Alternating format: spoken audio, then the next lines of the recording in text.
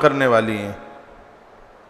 आसौज में भी इतनी बीमारियां फैलती हैं कि अस्पतालों में बेड कम पड़ जाते हैं, और चैत्र के महीने में भी इतनी बीमारियां फैलती हैं कि हॉस्पिटलों में जगह नहीं रहती। इसलिए कितनी सुंदर बात कही कि इन बीमारियों से बचने के लिए वसंत श्रद्धा भई वह सर्वनाश कराबो बहु। इन ऋतु में अपने उद्धार के लिए, कल्याण के लिए चैत्र और आसौज मास में भक्ति पूर्वक मां चंडिका की पूजा करो, जो रोगों का नाश करती है, और इसमें व्रत जरूर करो। व्रत की बात बताई गई। व्रत कितने तरह के हैं ये लिख लें आप।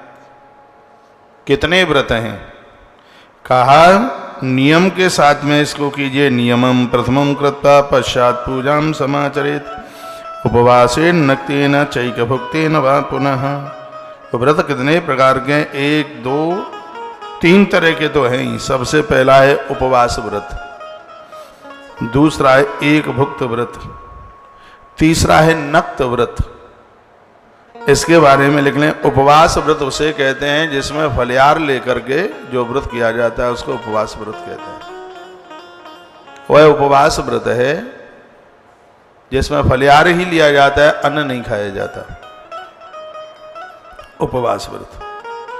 एक भुक्त व्रत, एक भुक्त व्रत वह है जिसमें एक बार फलिहार ले लो और एक बार आहार ले लो। अथवा नक्त व्रत, नक्त व्रत वह है कि जिसमें पानी पी के रहो, कुछ ना फलिहार लो ना भोजन लो। शायद ऐसा तो आप में से भी कुछ ने किया होगा जो सिर्फ पानी पी के ही रह रहे हो। क्या है क्या? 4 तरह के व्रत, सिर्फ उसमें दूध भी नहीं लिया जाता, सिर्फ जल ही लिया जाता है। नक्त व्रत उसे कहते हैं। अब जो इन 3 में से जो झेलने वो कर लीजिए। उपवास व्रत फलिहार लेके कर लीजिए। कभी कभी तो फलिहार में तो आहार से और ज्यादा डाइट लग जाती है। कूटू के पकौड़ा, संगाड़े की लपसी, कलाकंद और भी तमाम चीजें ऐसी तो 9 दुर्गा रोज आ जाए करें, फिर क्या बात है। उपवास व्रत में तो चकाचक है। एक भुक्त व्रत, अब जो एक भुक्त व्रत करते हैं वो एक ही बार में इतना खा लें तो 3 दिन की बराबरी हो जाए। बहुत लोग तो कहते हैं हम तो एक ही दाढ़ से खा लेते हैं। भैया एक दाढ़ से तो तुम कनस्तर खाली कर दोगे।